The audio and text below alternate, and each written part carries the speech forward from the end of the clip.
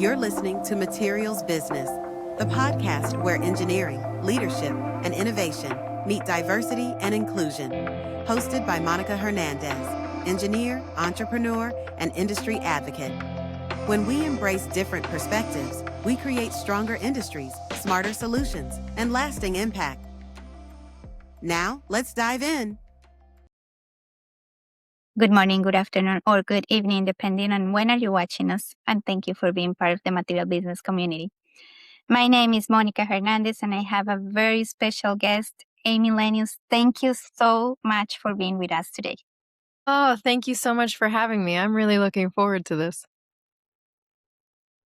So, Amy and I are going to talk about something that is very special and is not often discussed in rooms with technical people right? So what does success means to you? How is that awareness and self-awareness? There is something very important that we always say is, do you really understand who are you? And then from there is a whole lot of things. So I was just telling Amy that we could be here recording for days and days.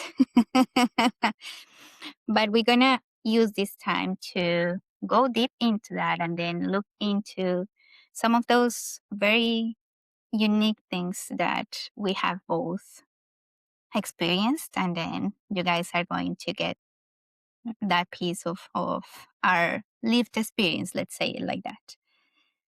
Amy, tell us, who are you? Hi.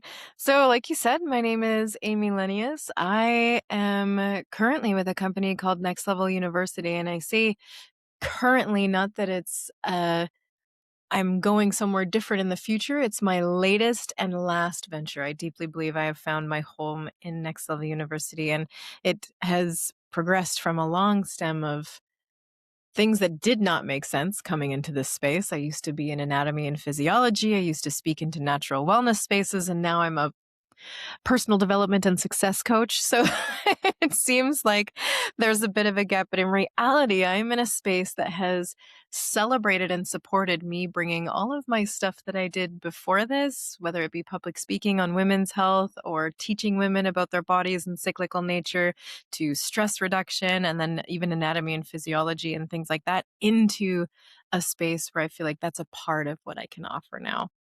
And we talked about this in the preamble about how people need to understand that success is a very subjective word. And I think we go out into the world thinking it's an objective word. And we're defining that based on what others say we should do, what others say we should be, and how we should feel. When in reality, I think most people are looking for their individual version of that. And to be validated in that is a real thing and that is okay for them. And that is what we do. We help you understand your version of success and how we can holistically help you get there. It's not just about financial success, it's about health. Yes, wealth, but quality of life and love as well. Now, that can be love for self or in your relationships, however that looks, but it is a very holistic lens, holistic meaning everything affects everything else. And I think we do too much of putting those things into separate boxes, assuming they don't affect everything else. And so we're big on helping people define what success is, help them understand their goals, and help just kind of reverse engineer those goals into daily habits that they can do every day and leverage the compound effect, learn and teach them consistency. But we're also very big on the internal work as well. So it's professional development for success. It's that's wonderful. It's like it sounds like a lot of work. It's And the I best guess work. It is a lot of work, but it is the best. It's been my favorite so far. yeah, amazing. So how do you define your success? Because obviously, like you said, it's very subjective. It depends who you are, what stage of the life are you in. Like success for me meant completely different. It had a different meaning when I was 25, just arriving in Canada, that now, 25 years later. So what is like how can we really answer that question? And I think it's worth asking often. Like you said, it's very different than when you were in your 20s. Same. Very different from when I was in my 20s versus now pushing 40 over here. It's very, very different. I've always looked at it from a holistic lens, which I think is why I fell in love with Next Level University and what the guys were doing, because my success always involved having a family and being a mother. And I get to do those things now. And it also meant having a job and a career that I deeply found joy in. That was something that was always on my radar very early on. And that even in itself has evolved in its own definition. And now I can see, so one of my core values is freedom. And when you look at my life, you can see it throughout everything. I homeschool, we have chickens, we live in the country. I get to work from home and make my own schedule. Like that's where I feel fulfilled and that's where I feel abundant and successful. And so my definition of success right now is very growth oriented. It's continuing to create a life where I can grow in health, wealth, and love consistently and be abundant in those things, knowing that I'm never going to arrive and that I can always get better in each one of those. Infinity growth, right? Yeah. That's amazing. So, how can someone start asking those questions? How can someone start, self like testing, or what are some of those questions that are very important for someone that is listening to this episode that is like, oh yeah, success. Maybe I should start by what is that? hmm I love putting it into categories. Again, like we said, Kate, what do you want? What does a health goal look like for you as far as success? What is it when you think of health and success? What comes up? When you think of wealth and success, what comes up? When you think of love, does it bring up, friends, relationships, intimate relationships, parenthood? Maybe you're a son or a daughter and you still have family left and you want to be in that. Like, whatever, again, whatever comes up is so valid. People like to justify away what comes up for them initially. And I think right there says so much about how just our external environment and society has brought that to us and like, oh, that's not actually what success means. That don't feel that. That's not valid. Or when people, I mean, I can think as far back as when I was in high school and it was career day and they said, oh, Amy, what do you want to be when you grow up? And I said, oh, I want to be a mom. It's my biggest goal. I want to be a mom. And they're like, no, you can't put that down on your forms. I was like, oh, right there. It starts at a really young age where my through line, I mean, if you look at everything I've always wanted to be, mother has always been first. And so that's still very much first in my life. And then it's career and things like that. And I know that that's actually going to switch as my kids get older and they get more self sufficient and all of these things. Of course, I will have the label of mother first, but they won't need me as much. And so I know I'll be able to put more into my career and things then. And I think that's, I don't know, really accurate view of what's going to happen. And gives me so much permission to be mother now, mom now. And so then again, just categorize. What does that mean to you? What comes up when you say these words and you say the word success? What does that look like? And then we decide, okay, how are we going to get there? Because a lot of people get lost in the how to, but when you have clarity, clarity creates more certainty. Certainty creates action, and action creates momentum in the right direction. And so the more certainty and clarity we can get, the easier it's going to be for you to get on that train, to be consistent in the things that you want to do.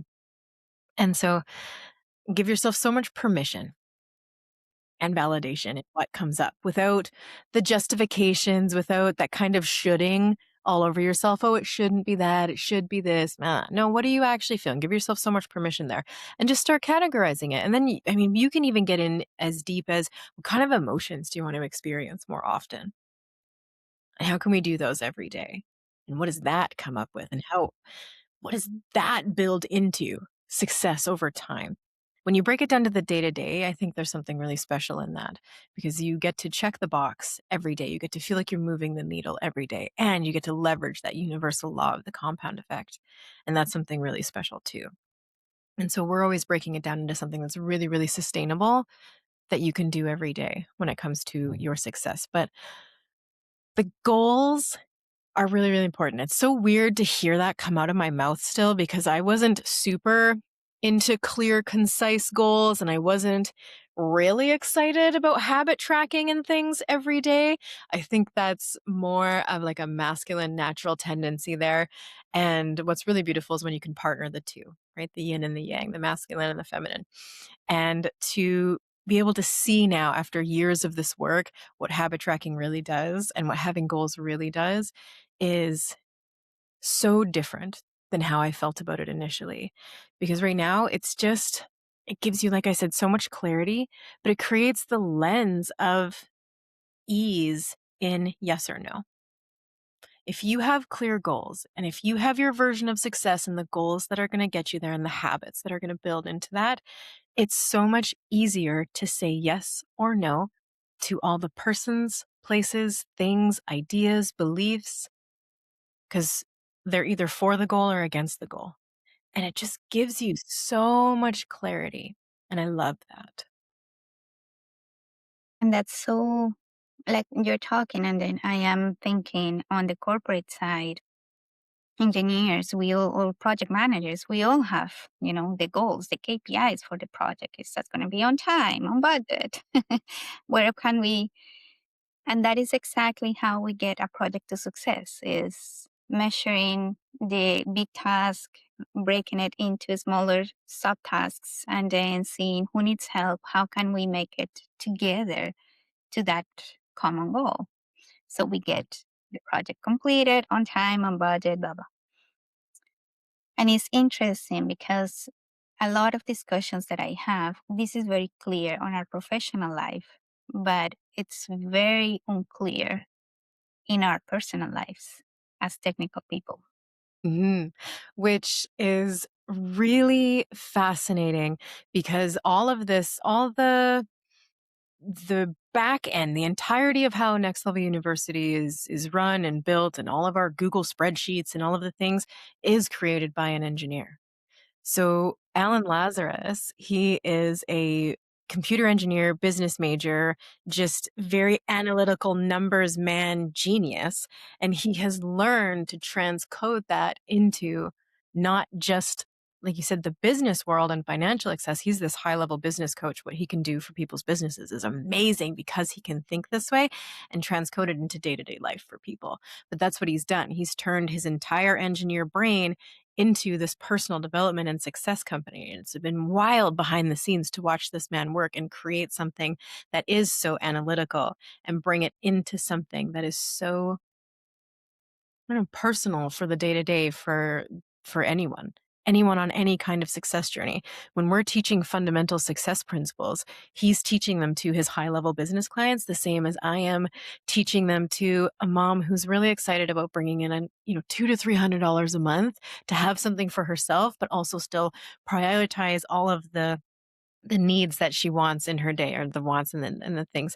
And so that's really fascinating too, to see them work in any kind of lifestyle that you want to build.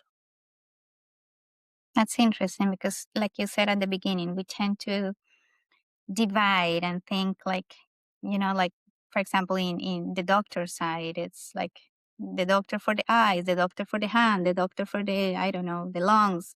Mhm. And then the holistic one is outside of the doctors. It's like a different practitioner, almost not like a doctor, but it's the one that really asks you the questions that all the other people are not asking you. So definitely, holistic is a great word.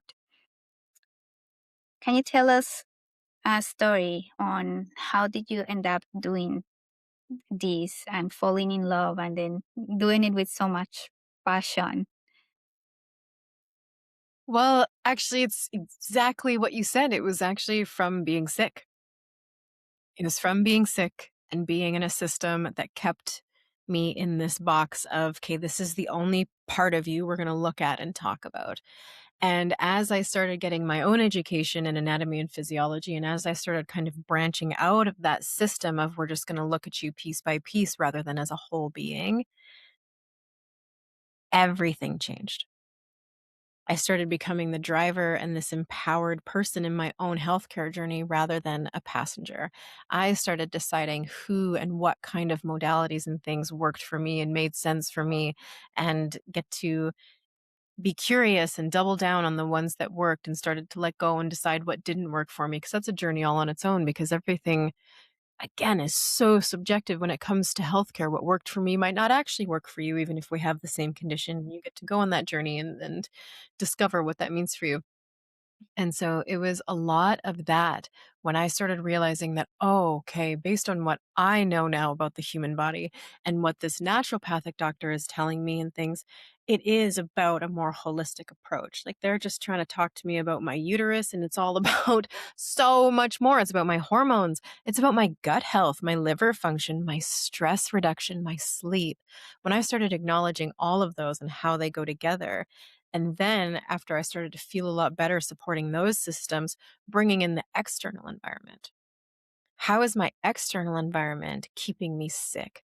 And what does that look like? And how can I make adjustments there? And again, embodying the fact that, okay, my internal, very complex community associates with this external environment, and they create their own symbiotic relationship or not. It's either very proactive or it's detrimental. And just taking those steps. And again, people are always like, well, what was the one thing that got you healthy? It was a bunch of unsexy fundamentals compounded over a decade, which I know isn't fun to talk about, but that's why it worked. That's why I'm healthy when I was told I couldn't be. It's because we need to give ourselves time. We need to give ourselves curiosity. We need to give ourselves so many things to be successful. My initial success journey was in health. So to be successful in that, you need to give yourself those things: time, clarity, what works, what doesn't, discernment. There's so much that goes into it. And that made me fall in love with, again, women's health and bringing that holistic aspect to it. I fell in love with the word holistic, meaning everything affects everything else. And through that, different little paths came, but I fell in love with a podcast called Next Level University that these two guys were on, and they were talking about holistic self improvement. We don't say that as much very often anymore because no one knows what the heck we're talking about when we say holistic self improvement. So we say personal development now. But it's still through that lens. It's still your growth, your success looked at through a holistic lens, being everything affects everything else. And I was like, oh, I love that. I love what you're saying. I love what you're doing. Let me be a part of your community. Let me come to all of your things. And eventually we got really close. I was working with them as a client, and I sent Alan my keynote one day. I got asked to do a keynote speech that I called Holistic Healing for Your Hormones. And I sent it to him because he was my coach at the time, and he's also a fellow speaker. So it's nice to get that kind of genuine feedback. And he asked me to come down to the States. I'm in Canada as well. He asked me to come down to the States and MC their live event on personal development. I don't know how to do that, but yes, absolutely. And it just grew from there. I saw such an opportunity to have more of an impact in this space than I feel like I could ever have on my own. Because like I said, Alan has just created this incredible company. And the two guys bring this integrity, this healthy masculine, like I said, but they had created a community of heart-driven women. So many heart-driven women in this community were so drawn to these integrous, healthy, masculine men, and it makes so much sense when you break down again. These are all of these frameworks that help rein in the beautiful feminine. Just, we like to be very spectral. We like to do a lot of things, and when you can take that and hone it into something that they really want to do, and allow them to expand and contract and expand and contract within those guardrails of, these are the goals, these are the habits, these are the things that are going to get you to the life that you want. It's a really, really beautiful combination. And I saw so much potential there. And it was a jump to go from, natural wellness events and these kinds of speaking into women's lives to personal development and success. But they supported and celebrated me so much in bringing all of that into what they do. So I am now what's called an intrapreneur in their entrepreneurial venture. And it has been such an aligned partnership. It just lights me up so much that yeah, like I said, this is my forever home, and I'm just so excited for everything that we're building. But I can't help it when I'm working with my female clients. We're bringing in all of these things, we're bringing in habits, and women struggle so hard with consistency because we are not wired to be consistent all the time. We are these cyclical beings. We have ebbs and flows and energy and different things. And so I still get to bring that in and help my women understand that that is so normal. And you're actually not set up for success to do these at 100% this week. How can we pivot, still check the box for you, but still honor the season you're in mentally, physically, and emotionally? So it's such a, I don't know, it progressed really beautifully. It's amazing. And I think it is, you said something about being like giving you permission Mm. and allowing the process. And sometimes we are wired onto wanting results right away, right? I mean, right now with AI, we can just type a prompt and then get results in less than 3 seconds, right? So it's like, why is this thing taking so long? And understanding that it's not an easy path, is not something that um, it's not like a switch, like, oh, now I'm gonna, turn it on and yeah, I'm on that mood and then let's be patient. Can you give the audience some tips that they can, you know, say, okay, maybe this will work for me. Maybe I've tried that, it didn't work, but maybe you give them something that they haven't tried. Well, like you said, it's not a switch. As much as we would love it to be as easy as putting a prompt into AI, and there is something really powerful about, having clarity and having even a mission or a purpose statement and things that you can come back to. There's definitely power in that, but the switch, it's not real. You can turn on something within yourself that says, "Okay, I'm ready. I'm ready to commit to this. I'm ready to put the time, the effort into this over however many years to see results." But I think where people get really, really frustrated and give up too soon is because there's two people. I can put two people, two categories of people. They don't see results soon enough and they don't give themselves the gift of time, or they go through a hard patch. So every journey, when you decide to build your version of success and you put it on a graph, it's not just up and to the right. It's not just oh, I get there. There are ebbs and flows and highs and lows, and it's just natural. It's so inevitable, especially on journeys that you are trying to bring your whole self along into. Whether you're trying or not, your whole self comes along with you. So maybe just embrace that right from the get. So it's fun to do all of these momentous growth. I'm learning something new. I'm implementing something new. Like that's all really, really exciting. The construction of all of that is always, I don't want to say super fun, but it feels momentous. It feels like you're making progress. However, there's so much deconstruction that needs to happen as well. And if we can go into a journey knowing that and understanding that and expecting that and learn to fall in love with the deconstruction as much as the construction, knowing that it's going to get us there, it's such a different, you go into it with such a different perspective. But what happens is people will hit a hard day or a hard week and they'll say, oh, see, this isn't for me, or I'm not capable of doing this. They'll blame themselves or the thing. But in reality, they just didn't give themselves enough time to get through that hard patch. And when you're doing the internal work, there are some hard days when you're understanding your core wound and your attachment styles and why you've shown up the way you've shown up or why you haven't shown up the way you wanted to. And all of these different things. That's all a part of the deconstruction and the discovery of the internal. And there's some fun things in there. There's really something really fascinating, like discovering your core values and how to live through that lens. And there's so much of the inside and the outside. And so people stop either when it gets too hard and they weren't prepared for that. Someone didn't say, hey, there's going to be hard days. Just be aware of it. Reach out if you need to, get a support system, whatever that looks like. If they're ready for it, it's easier. But other people, because you typically get results quite quickly in certain journeys, you get a certain level of success right away. And then people stop because they're like, oh, I did it. But in reality, the only reason you got there is because you were doing these things with enough time And imagine how much further you could go. But they lose the results very quickly because they're not continuing to do the thing. So they don't understand that it's a journey and that it's a cycle. It's not just one, two, three. Yay. And I think as you were speaking, it's very easy when we are our brain works in a way that we are meant to have results, like all the technical people that are listening to this understand.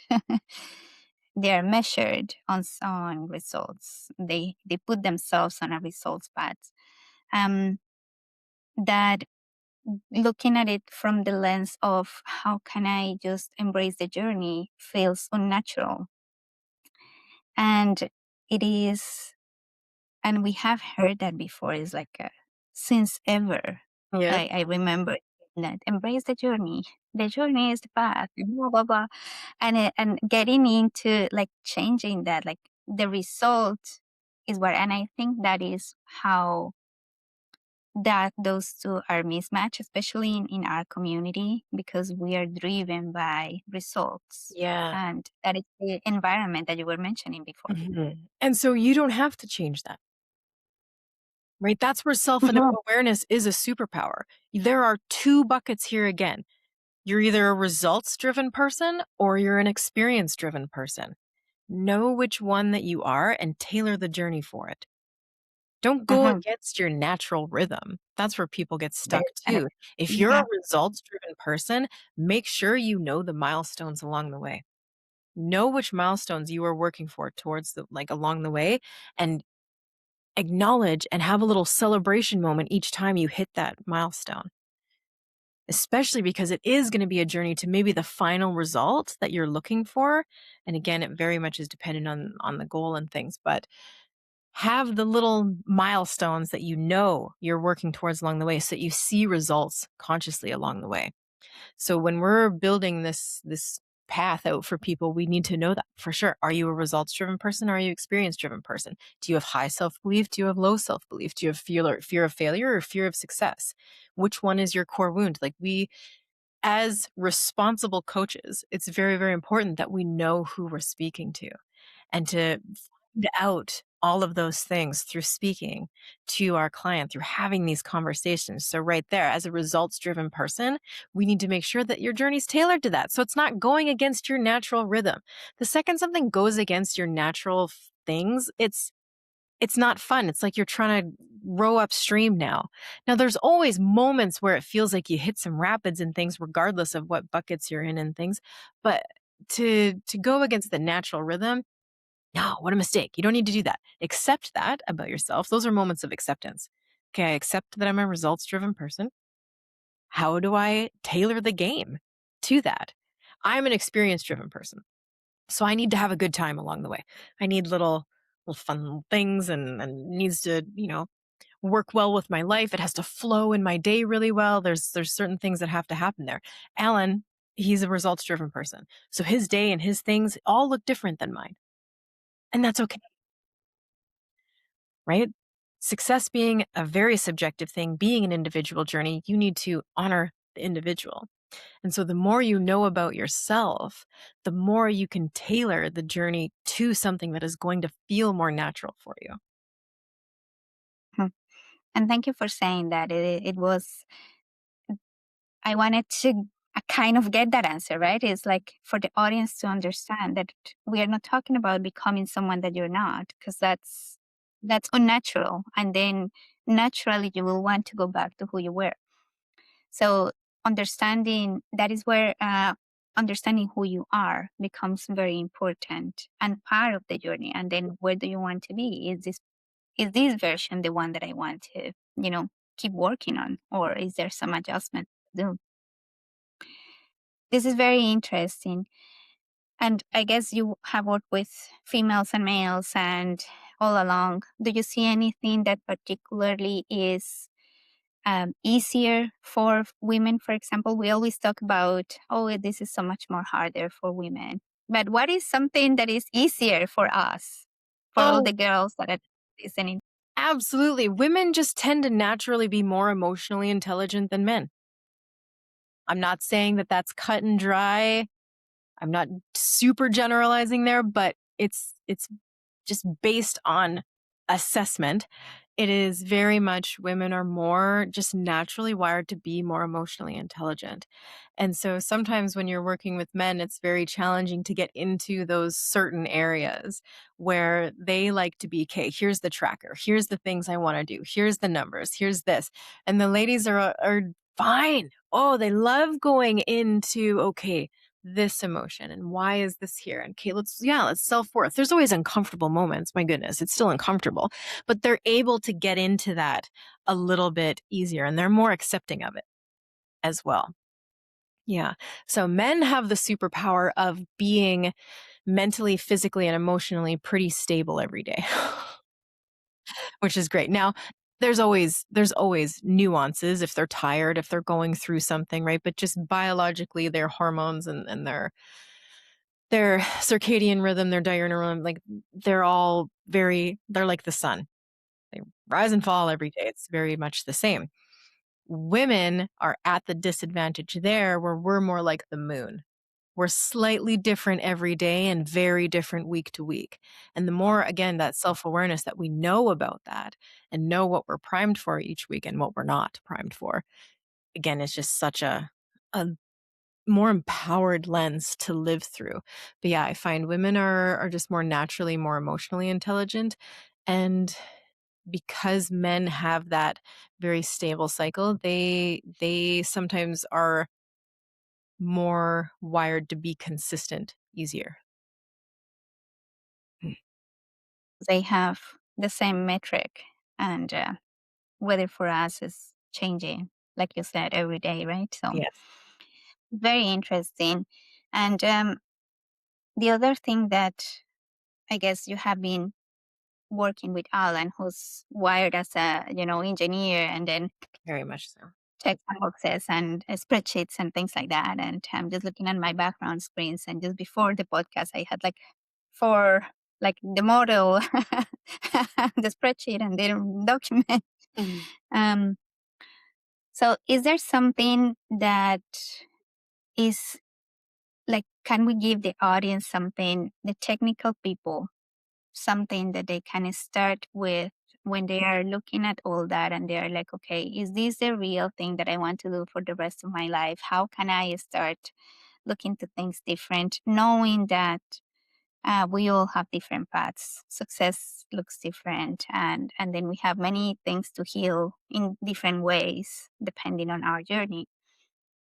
But is there something that, because late, and I'll tell you why I'm asking this question. Lately, it's been a theme that a lot of the technical folks that I interact with are either starting to get very physically ill or very, very tired to the almost the edge of burnout. And for me, have come from that side is very clear to see. But when someone is inside that rabbit hole, it's difficult to kind of have the awareness. Mhm. So we're speaking to the more technically driven people. So one, if you want to leverage that for your success, then technify your life, right? Like we have spreadsheets for everything. We have on a spreadsheet, like I have my fitness streak. I have all of my bank account stuff. I have, and again, this wasn't natural for me. Alan set this up for me and I have to check it every day because well, that's my lens. This is what I do um for my career. And I don't feel good about being the person not doing it and telling other people to do it. I can't do it. It's not integrity for me to do so. So I fill out my habit tracker, but my habit tracker is designed for someone like me. It's designed for my life. It's designed for the things that matter to me. I make sure on my habit tracker even is gratitude with my husband every day. Like you can tailor it to whatever you want. So if you love tech and making spreadsheets and all of those things, one, power to you. I can't even. I have to have people create them for me. I'm learning. I'm learning. So I'm someone who had to learn to implement them into my life. If you already know how to do them, learn to implement them into the lifestyle instead of just just the profession, just the numbers. Like you can turn all goals and habits and things should have numbers attached to them anyways. So leverage all of that. Now, if it's on the other side where it's so much tech that you're now noticing that you're struggling in other areas of your life, your physical health, your mental health, your relationship health, and those kinds of things, I'd say that it's time to step back and look at the holistic lens. Where are you not showing up for yourself mentally, emotionally, physically? And how can you step out of the chair and find things that feel good outside of it? And I think that's the key question is where am I not showing for myself? Yeah. And if we all ask ourselves that question, we all will find an area that we can do better. Like I myself could do more yoga or I Mhm. could do more exercise, it's like, um, there is always ways of giving yourself that, um, everything that you give to everyone, right? To your kids, to your husband, to your community, to your company, to the projects that you work on. So asking yourself that question, I think, is a huge milestone for everyone that is to that momentum. Oh, we are at the end. Amy, I had so much fun. I know it's so, like I told you, we can be speaking for days here. What is your message for the audience? What is your last message for the audience? I mean, based on what we've said, I think self awareness is a superpower. I really do. How much can you learn about you? And then how much can you leverage those things that are automatically natural for you? Like you said, if you're a results driven person, okay, that's great. Know that about yourself. Have the acceptance around that because those aren't things that need to change. There are certain things that we actually can double down on that are natural for us that we can just double down on and have it just create so much momentum and fulfillment at the same time because it's who we naturally are. And then yes, there are things in us like beliefs that hold us back, like certain just there's so much internally that maybe aren't working for us right now. That's a self-awareness moment too. Like you said, even if you're feeling great in the spreadsheets but you're struggling physically, we need to start going for walks or whatever it is. And again, you don't need to do anything. It's just, is it for the goal or not? If you have the goal and you want to see that version of success and you want to hit that goal, then is it a need? Yes or no? That's the beauty of goals and self awareness together. If you have a goal, all of a sudden, everything is easier to say yes and no to. I shouldn't say easier, more clear. More clear on if you should say yes or no to these things. It doesn't make it easy. But it's more clear because and now everything is either for that goal or against that goal. And self-awareness really, really partners well with that. And so how can you be more self-aware? How can you have acceptance about around your natural tendencies and build something from there? Yeah, I think it's a very good way of putting it. Is like know who you are, Yes. and yeah, from there everything develops, right? Last question, Amy. Why should people listen to the Material Business Podcast? Oh, I love that you're bringing the corporate, technical, engineered minded people in uniting them into these different conversations, into hearing these different lenses, into hearing someone, even like myself, say, you love spreadsheets, you're a results driven person. Amazing. Turn that into a game for the rest of the things you want in your life. You are bringing in people who, like myself, are not an engineer whatsoever.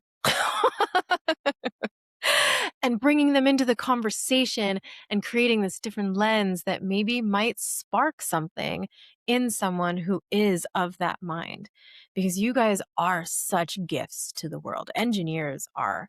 Like having access to Alan's brain and watching how his mind works and just what a gift. I am grateful to have access to this man every day because he is so intelligent and he is able to just create so much just the way his brain works and through that level of intelligence that you have all not only have but built. You've put so much time and effort into building this level of thinking. And I think it's so amazing.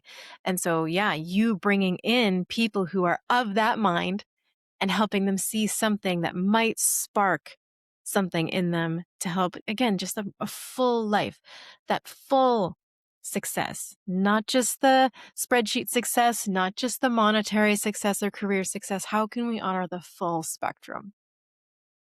Absolutely. Holistic. That's right. I wrote an article one time about how can engineers be more holistic in their work. Love that. Amy, thank you so much. The audience, I guess, will get a lot from this discussion. I certainly did. I loved being able to give these opportunities to the audience to, learn something different, hear from someone different, and then perhaps something will click. And if it does, please reach out and say, hey, remember that episode? So, again, thank you so much. And to the audience, we'll see you in the next episode. And if you think that this episode is going to help someone, just share it with them. Thank you. Thank you. Thanks for listening to the Materials Business Podcast. Feel free to visit infinitygrowth.ca to see show notes and explore other episodes. If there's someone you think should hear this episode, please share with them. Take care of yourself and have a great rest of your day.